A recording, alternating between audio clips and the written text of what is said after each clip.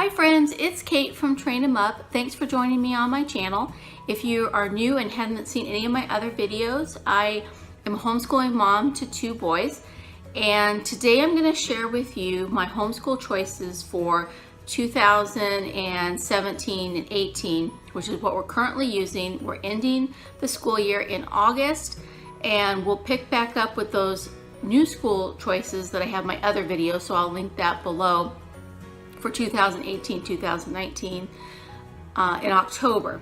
So I thought, let's share what's working and what's not. We'll give it a thumbs up or a thumbs down, and at the end I'll tell you what my favorite curriculum this year turned out to be.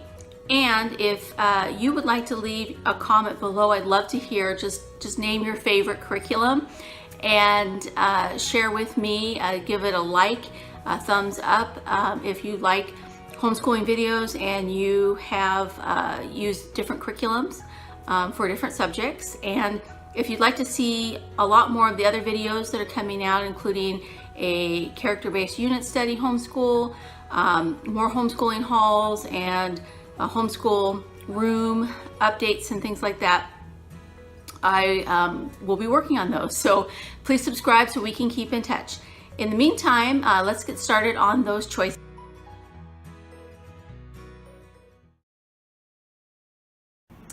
Hey guys, so we're going to start with my 3rd grade son's curriculum that he's currently working on, and we should be finishing up here in a few weeks. We started with Math 4 in the fall of 2017, and that was a great change for us, using the computer for math.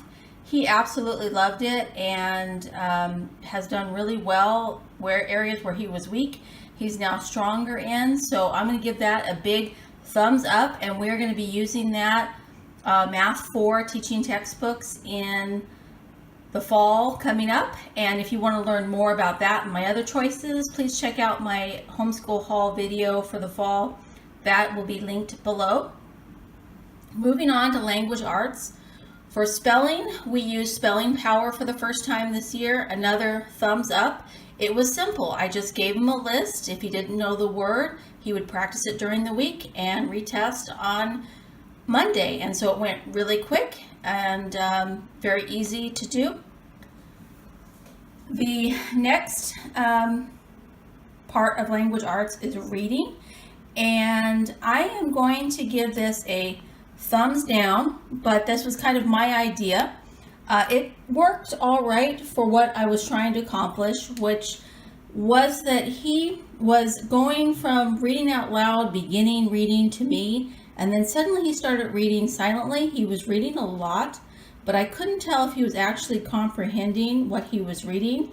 So we decided to basically use a lot of different workbooks to teach reading skills and just to practice reading with questions at the end. So the reason why there's so many books here is because we have about 180 days of school, and so for each school day he would have at least one page that had a story on the front and the back, and usually the stories are only about a paragraph or 2, and then some questions. And so it did tell me a lot about his level of reading. And it did teach some skills, but there was a lot to cover. So there was summarizing, story elements, inferring, compare and contrast, cause and effect. I actually used a classical curriculum called Reasoning and Reading, as well as the Evan Moore Daily Reading Comprehension. And these books were available through Lakeshore Learning Company, and like I said, they worked for teaching or letting me know what level he was at. I don't think it was the most exciting thing to do, but it's something that we are not continuing next year. It was just really for this 3rd grade year. So for the other part of language arts in your grammar and writing, we use the Rod and Staff Beginning Wisely English 3 book. And the reason why is because it was at the level of grammar that he was at. He had already mastered a few things in grammar, and he was at the point where he needed a little more comprehensive amount of rules. I mean, he already knew what a noun and a pronoun and that kind of stuff was coming into it, so he needed more. And I was able to use the different rules that they explain, the different lessons, and put them on index cards and quiz him along the way as well. Instead of having him do all the review, I actually X'd out some of the review every day. I also brought in, towards the end of this year, Winning with Writing Level 3. Again, they're talking about run-on sentences and things that prepare him for next year. So we are not going to be using Rod and Staff next year because I want to go more computer-based. But I did enjoy the fact that it brought the Bible into grammar lessons, and I enjoyed that it was very comprehensive and thorough in the way that it was taught. So I will give that a thumbs up. It was perfect for where we're at. For Bible, we kept it pretty simple. We had done a lot of Bible stories in the years past, and we will be doing more here coming up in the 4th grade. But for the 3rd grade, we decided just to focus on scripture and song. So he would listen to every day, Hide 'Em in Your Heart, and he would learn the songs, and the songs are basically just saying scripture in them, and then he would write that scripture from memory, usually on a piece of paper every day. So that pretty much encompassed his Bible study. And then of course he has his own Bible club that he's a part that had extra projects and things. So the combination was enough for our 3rd grade year. I will give it a thumbs up. It's a fun way, an easy and fast way to learn scripture, and it really does not go away. He's singing this throughout the day at different times. He knows these different songs. For foreign language, we use the Usborne's First 1,000 Words, and I used in Chinese and in Spanish, and they have these online as far as the recorded words. So we would just basically pick a page from the book and listen to the different words and then practice them. And we're just really trying to get vocabulary down. And that was it. That was a very simple way to do it. And we have learned a lot of words through using this method, although we do want to go to a more formal method in the coming years. And also, I didn't give you your thumbs up. So thumbs up to the Usborne, that worked well too. Okay, so for critical and creative thinking, the Evan Moore, I'm going to give this a thumbs down. And the reason being is because, well, I really, first off, loved that it wanted to take the right brain and the left brain and make it think in both different ways. I thought that was awesome. However, the spelling and the math problems and things that they had my son doing were above a 3rd grade level. So I really had to be there helping him along the way, every single problem that was in there. So I think it was just a little bit, even though it says grade 3, just a little bit above a grade 3 level. So we are not continuing that next year. Moving on to science. So we have been doing creation basically to match our different grades. So we started in 1st grade with light. We went in 2nd grade and did sky and water. And for day 3, or for 3rd grade, we were focusing on plants and earth science. And I was struggling to find something that was going to match the level of a 3rd grader who could not read very well and his attention span was shorter. The Apologia we're going to be using next year was a little too advanced for him to start off this last year. So basically what I did is I used this illustrated guide of God's creation. And this guide doesn't cover as much as I would want it to cover. So I'm actually going to give this one a thumbs down as well, although I love the concept of what it's trying to do. We do love the big book of God's amazing creation, and that had a lot of good experiments to do in geology and botany. And then I brought in, just to have some worksheets, the Evan Moore series for geology and plants, because they had nice illustrations for different concepts like the rock cycle and naming parts of a plant. And I used the vocabulary from these books to, add to the lessons, as well as a lot of little books on rocks and plants. So that really encompassed our whole science curriculum for this year. And the last thing, which I don't... Hey, wait a minute, did we forget history? Actually, we did a local history. It was a gentle approach to learning about time and history. My son really only about age 7 or 8 started to realize of past, present, and future, and that things happened before he was born.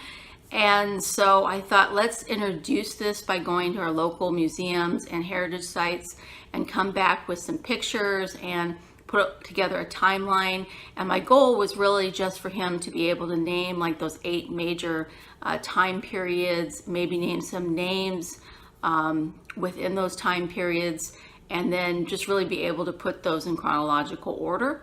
And that will be a good basis for his state history, which we'll get into more detail next year.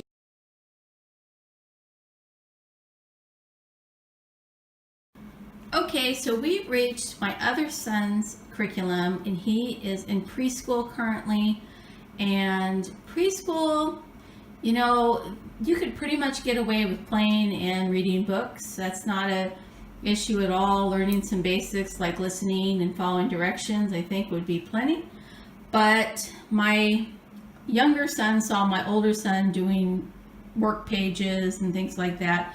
So he wanted to be a part of it, of course, and I have no problem helping him learn. So I did pick a curriculum for preschool, in fact, several different workbooks. And why you see they're not actually in workbook form anymore is because I tore all the pages out and I put them in an organizational system called the Crate system. And I have another video, I'll link that one below, rating other YouTube moms and their great inventions that they came up with for their homeschool, and that worked out really well. But then you have to disassemble the books and put them into different weeks. So that's what you see here. You just see the front covers in a lot of cases.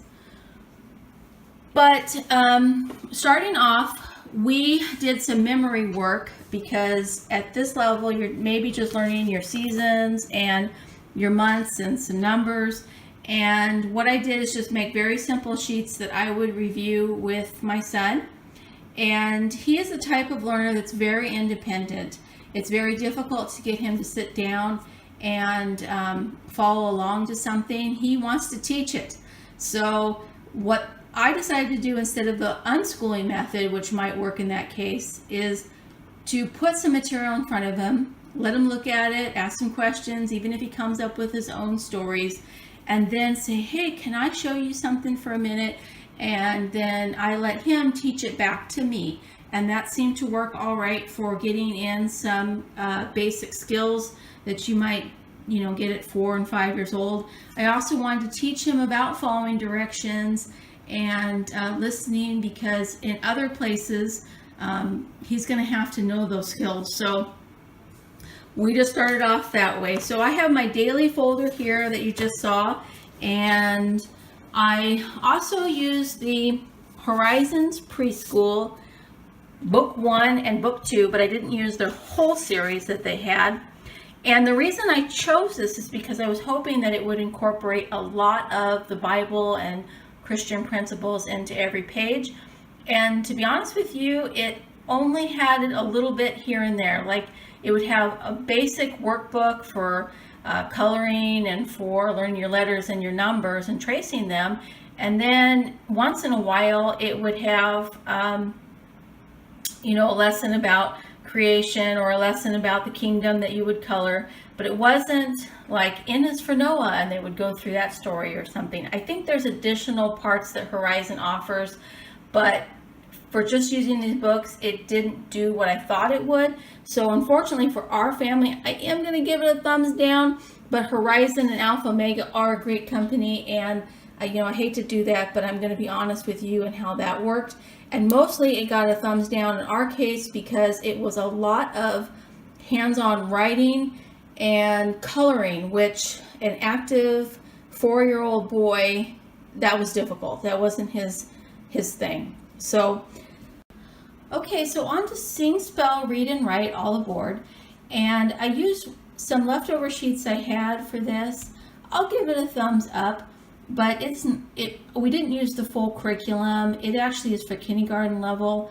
I like some of the worksheets for the cut and paste aspect of it for beginning sounds, but we didn't actually start the whole program, and we're not going to be continuing with that program because I really like the Hooked on Phonics and some of the other ones that are less teacher intensive than the Sing, Spell, Read, and Write.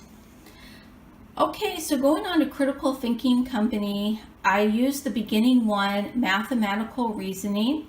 I also used the Critical Thinking, Building Thinking Skills beginning level as well. And these are rated about 3 and 4 for age. And why I enjoyed these, they're more of a point to this and tell us the answer kind. They don't expect that a 3 or 4-year-old is going to want to have a crayon or pencil in their hand all the time. They pretty much, you have something in front of you that you can ask questions that get the child thinking about sequencing skills or relationship skills, that kind of thing, numbers, and they don't have to write. They can really just point to the answer for mom, and I think that that's a really good thing to do at this level because you can really wear out a child by getting them to have to hold that pencil for a long period of time. I think that's why they don't see very many workbooks. I have used the game method for trying to teach some of these beginning concepts about following directions, color, similar and different, sequencing, classification, and that can wear out a mom as well, trying to put all these games together. So, and I can kind of forget things. So having a workbook at least helped me, and it also mirrored a little bit of what his older brother was doing without wearing him out with a lot of writing. So I'm going to go ahead and give this one a thumbs up. We also got into the Hooked on Phonics pre-K level 2 workbook. We did level 1 very quickly, level 2. This gets into some rhyming sounds and things. It has a video that goes with it. And one trick that I have learned is to use these little sheet protectors that you can get at Oriental Trading Company, and the child can write on them if they're tracing a letter over and over. That's a great thing. And then they don't actually change the workbook. So in the future I can use them again, or I can sell it and there's no marks in the book. So I will give this thumbs up. We're going to be doing the kindergarten and even to first grade probably next year, learning different sounds. They have nice little workbooks, or actually little storybooks that come with it too. And it's just a nice little program. As far as letter writing, we did a lot just on paper. I'd say, oh, let's do the D, or let's do the E, or let's do the 1 or the 2 or the 3. And I would draw it on a chalkboard, and he would draw it on a piece of paper or the chalkboard. I've also used these wipeable mats that he can just copy once he's kind of got down how to write it. I know that writing like 15 times is just too much for him. So doing something like this made it more enjoyable, and I could give him maybe a little treat if he got all of his letters written and he tried really hard. So that worked out pretty well for basically our preschool. I do have a lot of little ABC and counting games and things that I had in my school closet from my years with my older son. So I use some of those too, which are not shown here. Okay guys, so I appreciate that you went through this really long video. I try to make short videos, but sometimes these types just go a lot longer. And I hope that you are well. I hope that you will think about subscribing and we can stay in touch and I can hear more from you in the comments below. And my favorite homeschool curriculum is teaching textbooks. That was an eye-opener in my son's abilities to review math, and it was helpful for me to be a little more hands-off.